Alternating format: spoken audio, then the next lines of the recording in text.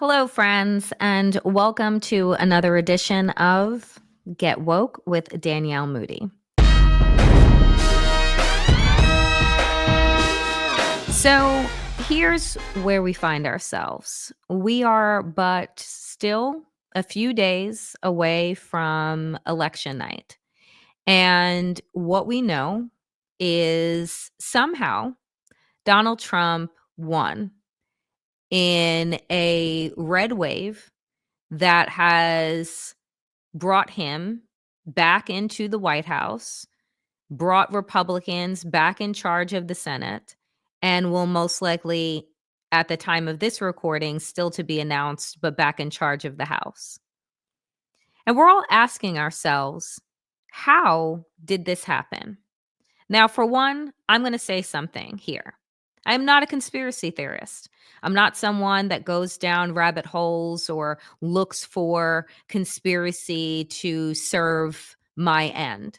But what I will say is that unlike in 2020, there were a series of bomb threats that came in to battleground polling stations that we know that the source of which were from Russia. There is discrepancies in terms of voting numbers at polling stations. And yet, this election, unlike the ones in the past, was decided in a day. We're not going to do any type of audit or hand count because here's the thing.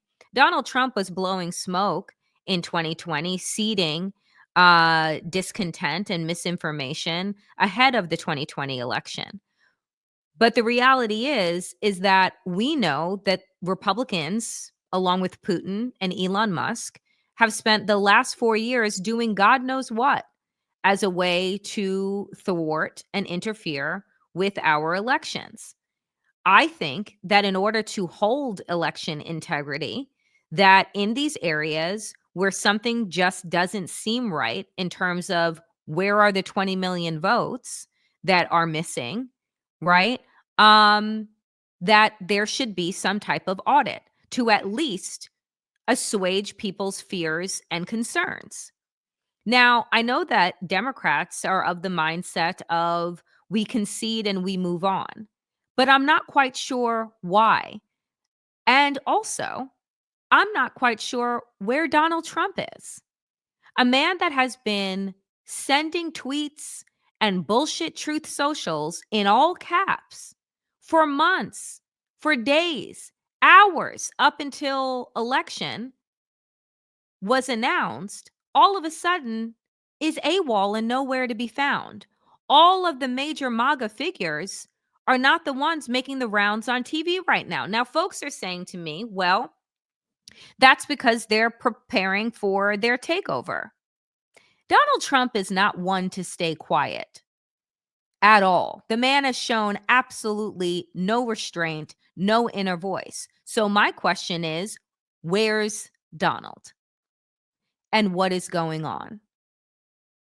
So that's where I find myself.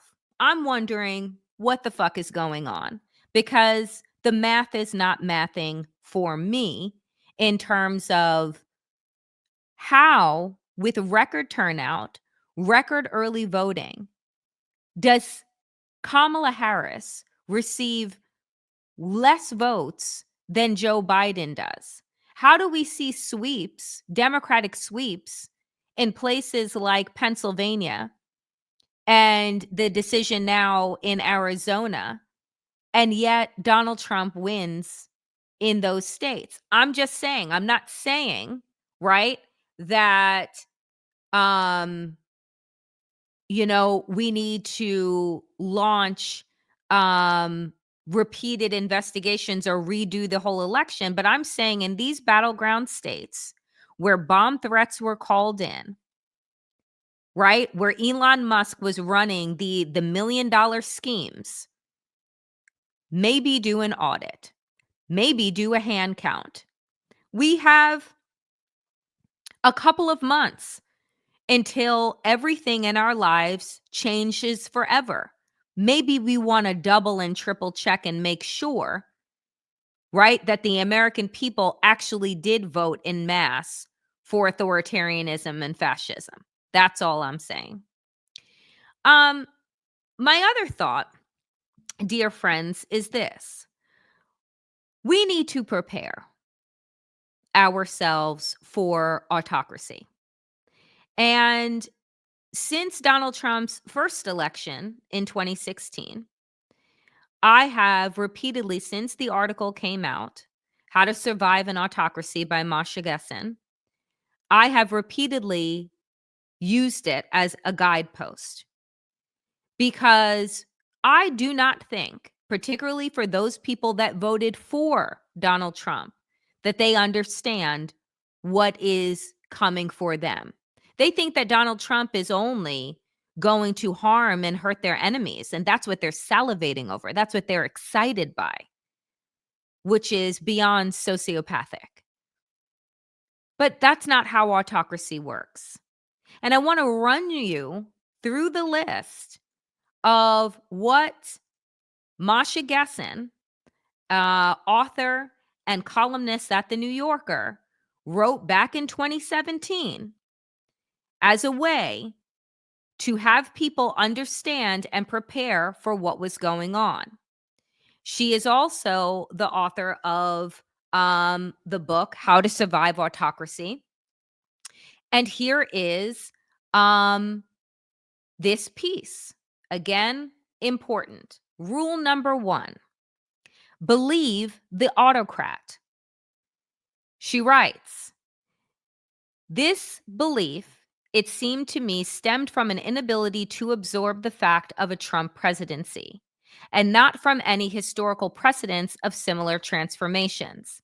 The best predictors of autocrats and aspiring autocrats' behaviors are their own public statements, because these statements brought them to power in the first place. Okay?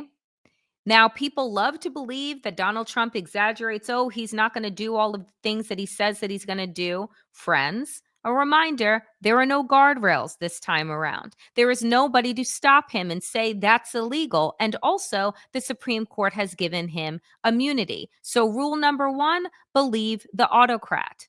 Rule number 2, do not be taken in by small signs of normality. Most catastrophes, they write, unfold over time. Following the shock of a disastrous election or a presidential tweet, the sun rises again in the morning and life appears to proceed as before. One adjusts until the next shocking event. Trump has moved faster, assaulting our senses in more ways and more often than I or anyone expected. The sun still rises every morning, but an early morning barrage of Trump's tweets might obscure it. We cannot settle in to this, rinse and repeat, because this is what is going to happen over the course of the next 4, 8, 12, 20, into infinity years. I've said this, that once Donald Trump was ever given power again, that was a wrap. And we are going to find that out this time around. They are not leaving. And when folks want to say to me, oh, we have midterms, sure we do. I know that that's comforting to think so. But Hungary and Iran have elections too. But everyone knows that they're bullshit. And if you go ahead and you fire in the first 100 days 50,000 career government officials, and then you put in those places loyalists, and we already know that the Senate is filled with Trump loyalists and the House of Representatives is filled with Trump loyalists, and now he can wield unbridled power. Do you think that those people are turning against him, that are going to stand in his way and say, no, you can't do that, and be steamrolled? I don't think so at all. Number 3, institutions will not save you. During the election campaign, one often heard the argument that institutions of American democracy are strong enough to withstand attack by Trump. Well, folks, we learned over the 4 years of the first Trump administration that that was not the case, nor did our institutions actually rebound this time around during the Biden years. It was patchwork. But the holes, the gaps, the ruin, very, very apparent. We have an inept Department of Justice that took 2 years to get up and running on Donald Trump and then ran up against the clock, which is why we find ourselves here now with a 34 count felon and an adjudicated rapist as president elect. Number 4, be outraged. If you follow the first 3 rules, you ought to be outraged. But I know from experience how hard it is, they write, to be the hysteric in the room. A year on, progress is mixed. Activist groups like the New York City's Rise and Resist, founded by alumni of AIDS activist organizations ACT UP, stage regular, vivid ACT UP style actions. On the occasion of the first anniversary of the election, they vowed to begin weekly demonstrations demanding impeachment. We cannot sit idly by. Number 5, don't make compromises. They write, I predicted that Republican never-Trumpers would fold and offer their loyalty to the new president. I also feared that a great many federal employees would face an impossible choice between staying in their jobs under a reprehensible administration. I've already laid this out. This was written by Masha Gessen in 2017. We know what the plans are because we have been told them and read them in Project 2025. They have 20,000 folks ready on their right-wing LinkedIn to take over these positions and begin the corrosion from the inside out. Everything is compromised. Everything. Number 6, remember the future. There will come a time after Trump. Now, dear friends, I'm not quite sure. What will it bring? I wrote that the failure to imagine the future, to offer a vision in opposition to Trump's appeal to an imaginary past, had cost the Democrats the election.